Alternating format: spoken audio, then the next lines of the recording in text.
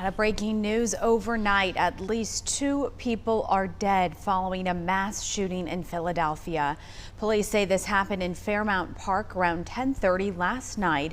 A total of 11 people were shot there on the scene, including 3 teens who range in age from 15 to 17. Officials there in Philadelphia have not released the names of the 2 victims who died or the conditions of the surviving victims. Philadelphia investigators have not made any arrests or released any suspect information. New this morning, a British man has been arrested after plowing his car through a crowd of pedestrians during a parade in the UK. Now, the driver arrested is believed to be the only one involved in the crash. Reed Binion reports with the latest.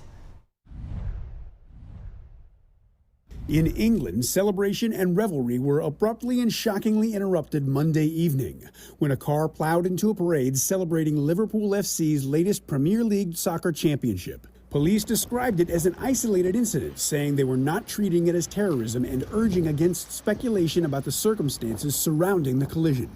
A 53-year-old white British man believed to be the driver was arrested at the scene. Police said they were not looking for any other suspects.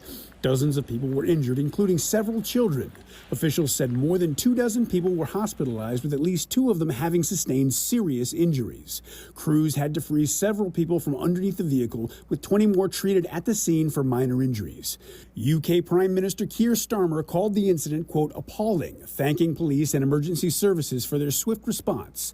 After the incident, Liverpool FC said it was in direct contact with police and would continue to offer its full support to emergency services and local authorities. Reed Binion, WXII 12 News. Right now, authorities are sharing more details about a shooting that happened Sunday night in South Carolina. Police say 10 people were shot during a fight on a boat in Little River, a beach town about 25 miles northeast of Myrtle Beach. The shooting happened around a dock where a private charter boat leaves for cruises. The boat was docked and detectives are trying to figure out exactly where the fight and shooting began. It was a beautiful night, and next thing you know, I hear 5 shots, like bang, bang, bang, bang, bang. It was quite a surprise that something like this would occur. Yeah.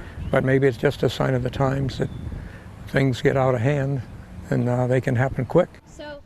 Police say no arrests have been made and detectives continue to investigate. In Florida, nearly a dozen people, including 2 children, have been hospitalized. This is after a boat explosion and fire in Fort Lauderdale. The incident was reported around 5:45 yesterday evening. U.S. Coast Guard officials say there were 13 people on board the boat when there was an explosion. Now, witnesses say the boat was in a sandbar when that blast happened.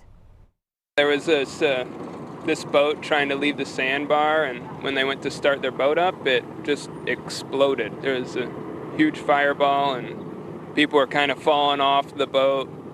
So we were at the sandbar too, and we just tried to go help out. Officials say it is unclear what triggered the suspected explosion, but an investigation is underway. New this morning, as the Russia-Ukraine conflict continues, a new war of words between President Donald Trump and the Kremlin. As Bianca Ficini reports, the president is making it clear he is losing patience with Vladimir Putin.